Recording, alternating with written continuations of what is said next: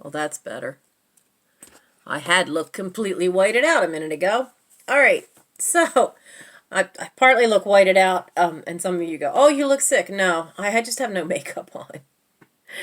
Part of the problem of being a redhead is your hair is going to go darker, or it's going to go platinum blonde, or it's going to go darker and then platinum blonde, and then pure white. Mine seems to be skipping around because I got tired of becoming Rogue from X-Men because this right here, only right here, was going all white. So I decided to dye it purple. But with no makeup on, one eyebrow completely disappears because most of this one's platinum blonde. Most of my eyelashes are platinum blonde, so they just don't show up without mascara. So no, I'm not sick. But today's job. And only one or two auctions of these are up right now. That's going to change as the day goes on. But I realized that you have seen me do a lot of buying lately of little porcelain doodads. But that was because the hand was busted. The hand is now healed. The knee is still sore. The meniscus is still an issue. But, you know, I have today off finally with a hand that's feeling good and not tired out and weak. So, we're going to talk about books. I want to show you, because I did one before that showed you a condition of hardback books and terms you needed to know. But today, my task is to work on the pile, because in this pile, this is a crap ton of books back here. There is a tray, this tray right here, that's more of these sci-fi fantasy paperbacks. So all of them have to get photographed and listed today. I have a stack at my other side that's hardbacks. It's 3 feet tall. They've all got to go. There's loose bits of ones just piled up here. Now you can see on this side. Let me turn around this way. My new chair. I'm swiveling all over the place. This is just plastic bags, but there's wads of packing bits up here and all that because I couldn't trek to the 3rd floor with the knee screwed up to do my packing. So it's kind of messy down here, and I need to get all that straightened up and organized. I'm not quite to where I can get to that 3rd floor for packing if I can help it. A meniscus does take a long time to heal. I'm very lucky I'm not going to need surgery. All of this is from having fallen when I fractured the hand.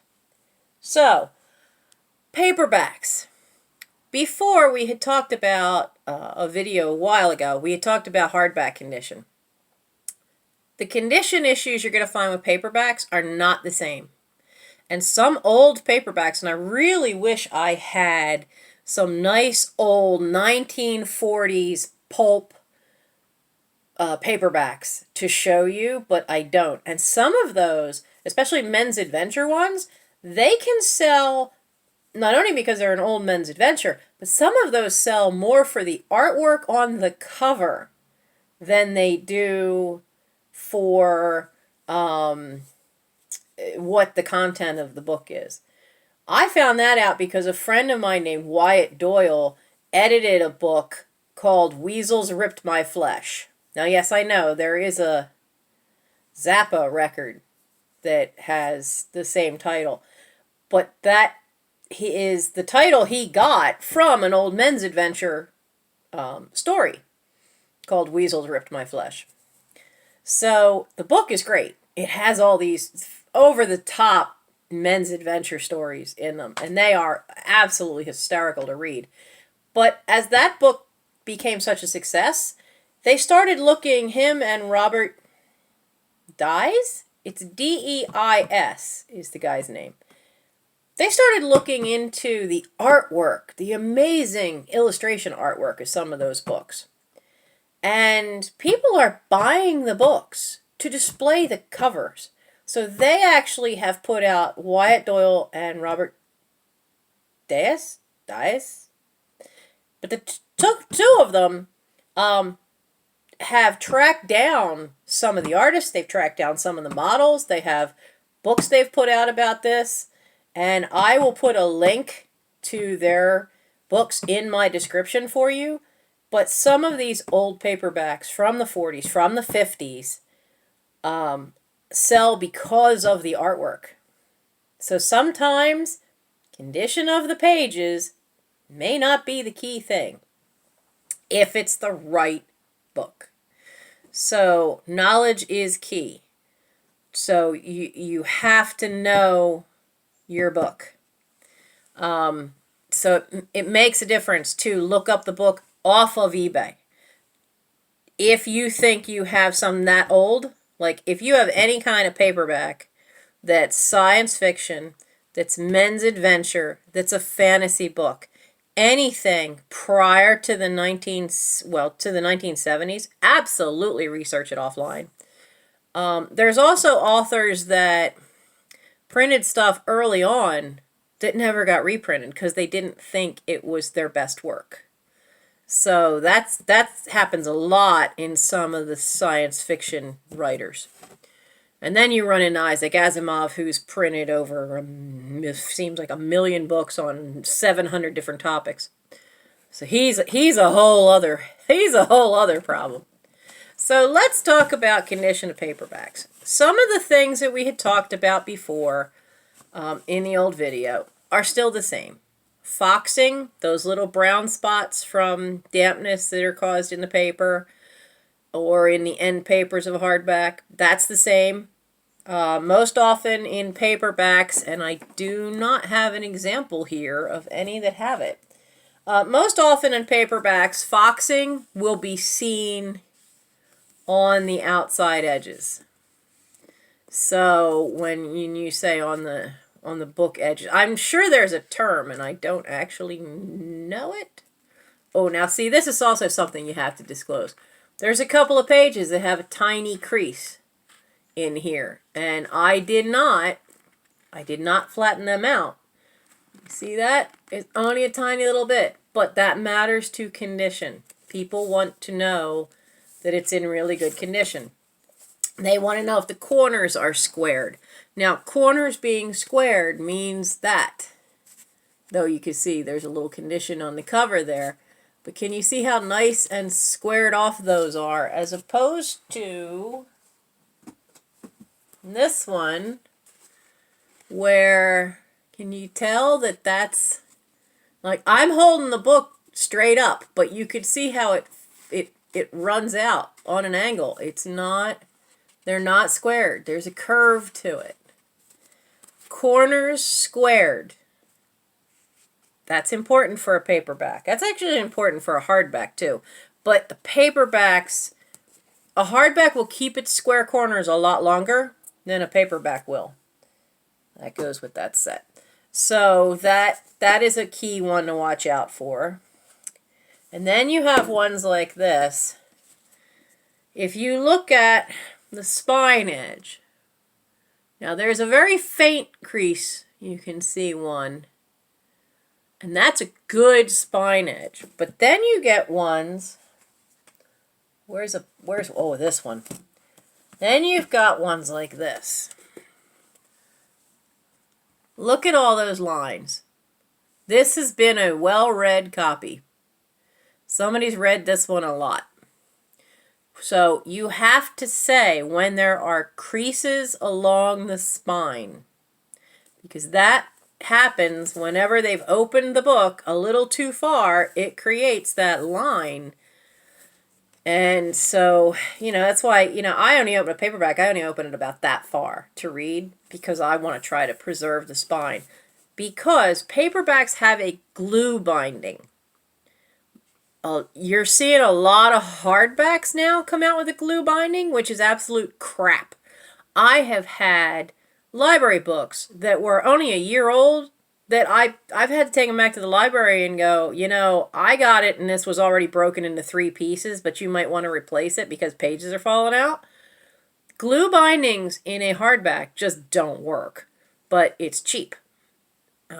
So if you are looking to invest in books, I can't honestly say I think that a glue-bound hardback, no matter whose first edition it is worth the investment because they aren't holding up. I've had books of my own that I bought, and I was the first one reading it, and I've had the glue binding on a hardback just snap and break in half. And I'm careful with my books. So knowing what a glue binding is makes a huge difference. One of the problems is for a hardback, there's all this space between the spine covering and the glue. That's not the case with a paperback. Paperback, this cardstock cover is directly attached to the glue, which helps reinforce it. And I honestly think they're smart enough that they used a more flexible glue than what I'm seeing in the hardbacks of current publishers. So it makes a difference to know if there is cracking in the spine. If a spine is broken, that means that you can pop this book open and it will go and lay flat like that. That means the spine is broken. That's not a good thing. Because if a spine is broken, then odds are there's going to be pages start falling off. They're just going to start falling out of the book. Never a good thing. You have to disclose that if you have any loose pages. Just like hardbacks, if there's any writing in the book, fingerprints, smudges, dirt, creases to the pages, you have to disclose all that. That makes a difference in the value of a book, whether it's a hardback or a paperback. So let's see, what else do you need to know for a paperback? Creases along anywhere on the cardstock cover. This would be light shelf wear, because you do get that. I mean, this one happens to be one of mine, and it's going with some others that I found that are the same author, and I have one spot where I opened too far and I put a big crease in it. But you can see that the cover is in really good shape. There's very little wear. There's a little ding here. There's a little tiny ding to the corner. But there's this little bit here. So when it's little teeny bits like that and the rest of the cover is nice and still got some shine to it and not a lot of scrapes, that's usually considered shelf wear, because that happens when you put it in and out of your bookcase. That happens even when they're at the bookstore. So shelf wear is not necessarily a bad thing, but it always helps to disclose it. I have some of these where I'm going to sell them off as sets because they're part of a series. So I just feel it's better to put, 2 or 3 of them together than it is to have them separate. And I will get them up. And so like I said, there's a lot of sci-fi. Then there are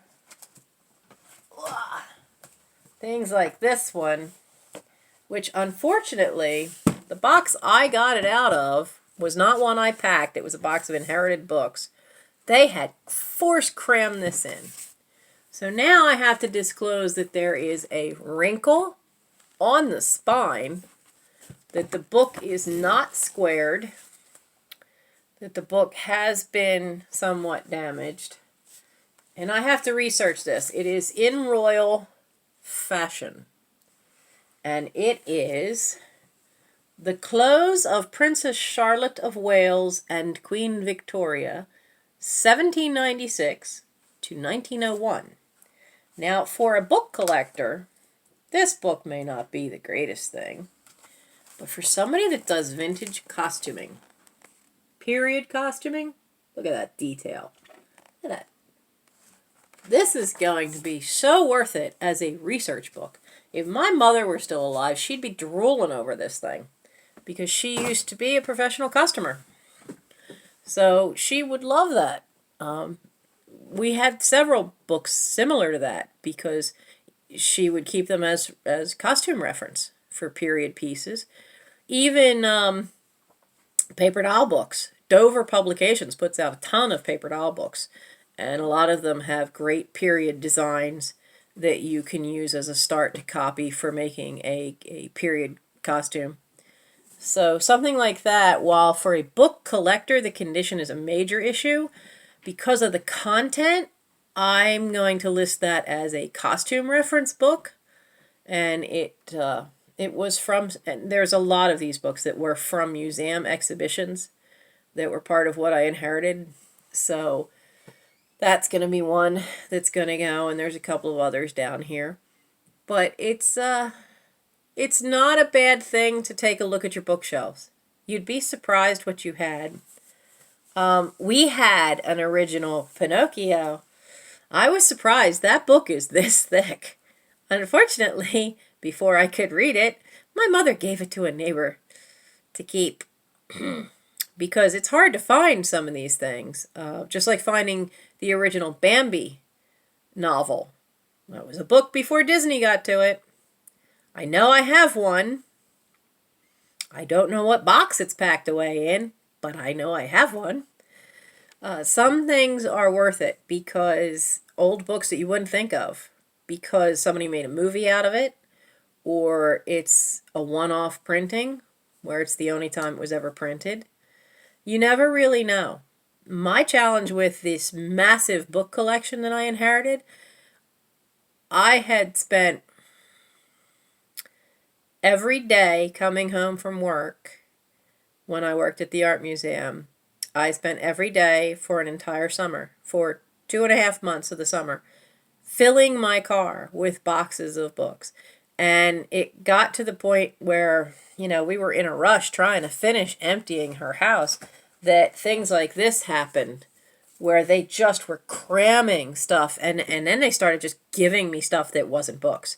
I opened up one box of books and had found little metal animals just crammed in with it. So, like I said, I don't always know what I'm going to get, because my friend had left me the book collection, and man, there was a ton. There was a ton, easily, because I know just of what was not worth me even taking. There was a lot of current fiction that was sent to the Arden Fair book booth that year. We filled up somebody's pickup truck 3 times with boxes of books. The entire bed of the truck. At least 2 boxes high each time. And that was what we sent to the book booth that year. Yeah, they had a lot of books. And I had even more. So I'm finally getting down to the last couple of boxes of that, I think.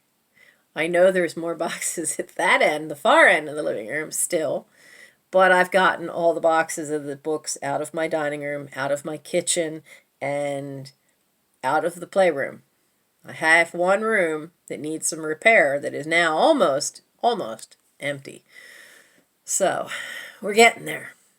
But I wanted to give you a heads up on what was going on today, and to let you know some of the differences for paperbacks. You can go back and find, it's one of the earlier ones, the one on hardback books. And they will give you some good basic knowledge to get you started on what books you have.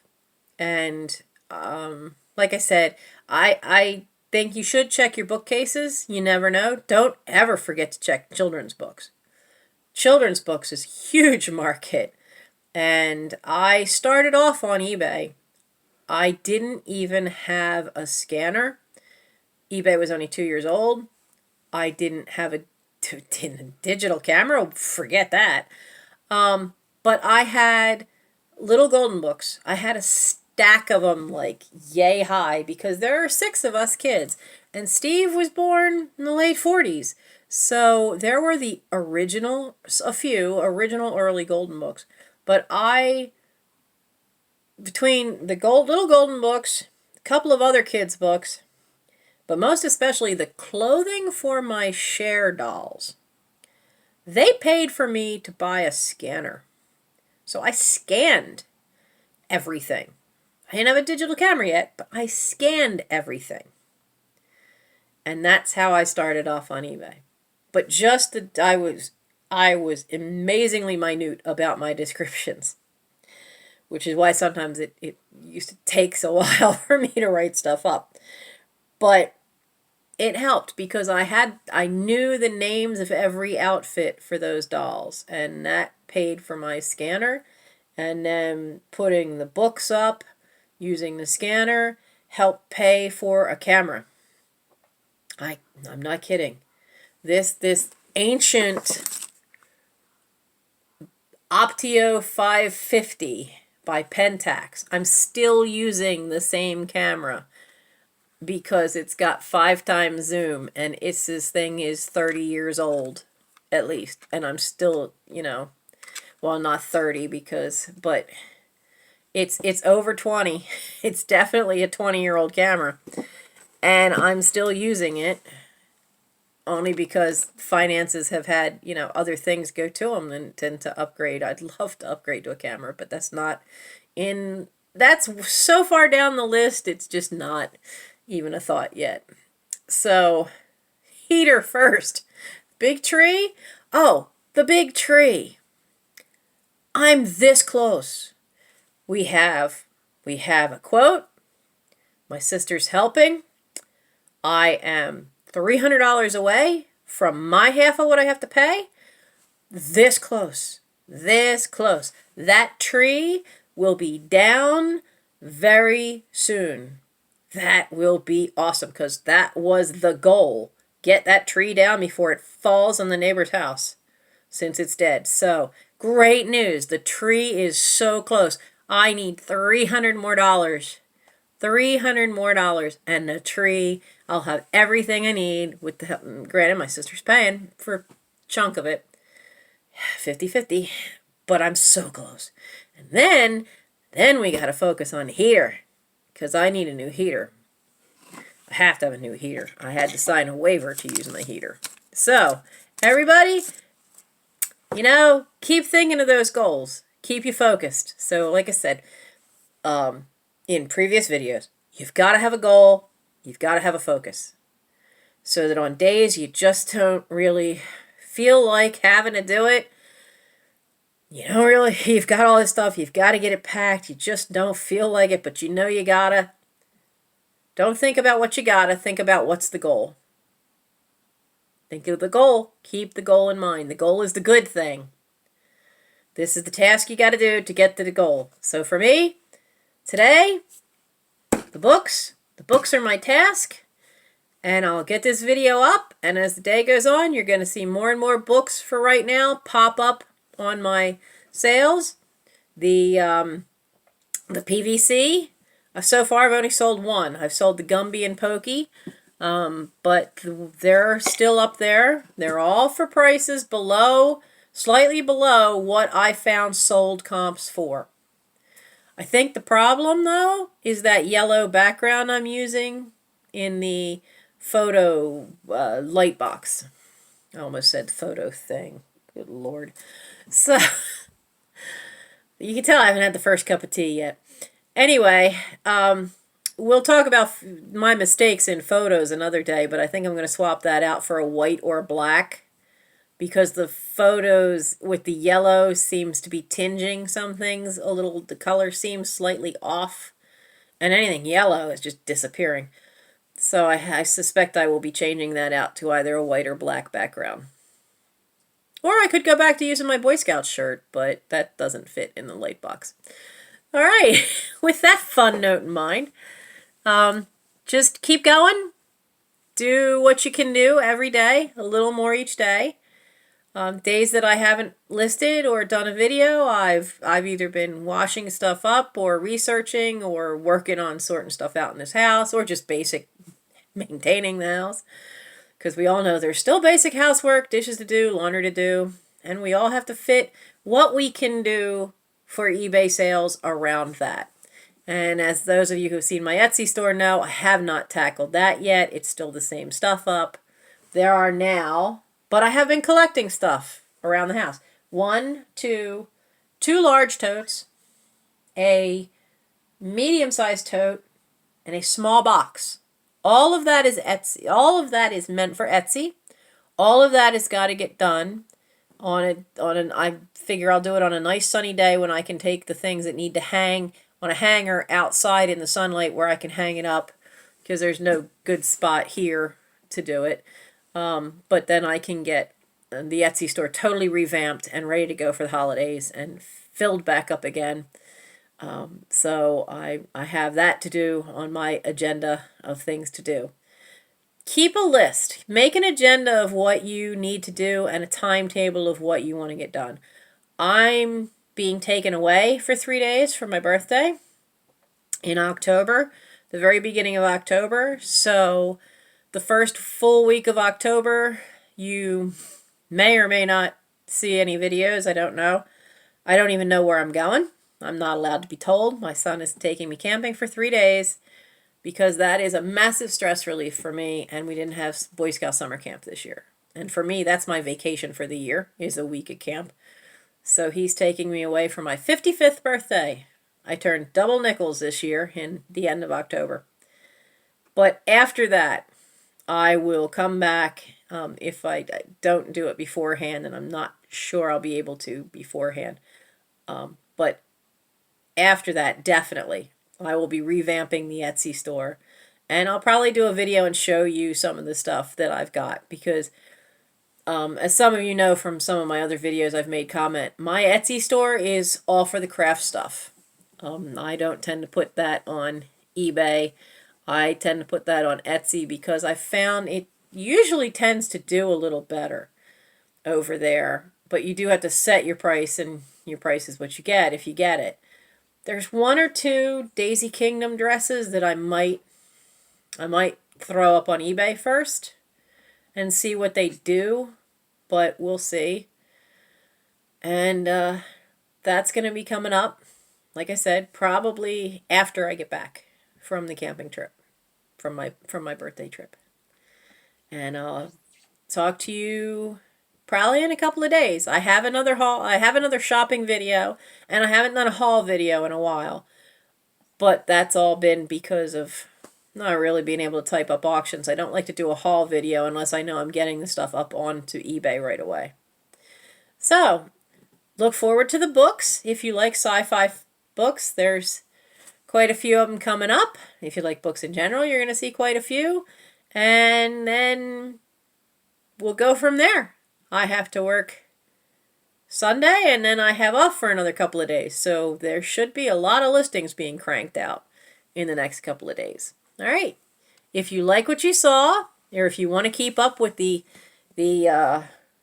treasure hunt of emptying this overstuffed house with me, then by all means, subscribe, share it with your friends, hit that little thumbs up like button.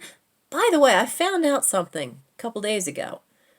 That thumbs up button apparently matters for any channel you watch. It matters for their algorithm, how many thumbs up they get. So if you see stuff you like, go ahead and hit a thumbs up. For the resellers I watch, I always hit the thumbs up so I know which video I've already seen. That's why I hit the thumbs up. Helps me keep track. Because ones like Real Nifty Vintage and Crazy Lamp Lady and Thrifty Junk... What is Misty's name? Thrifty Junker Vintage... No. Vintage Thrifty... I can't get her name right. Thrifty Junker Vintage Hunter? Is that right? She's gonna kill me. I cannot remember her name. I get Real Nifty Vintage right. I can't get her name right. It's only one more word. Oh, man. That's why mine's just this overstuffed house. But it is all one word. Because I didn't want any troubles with this old house.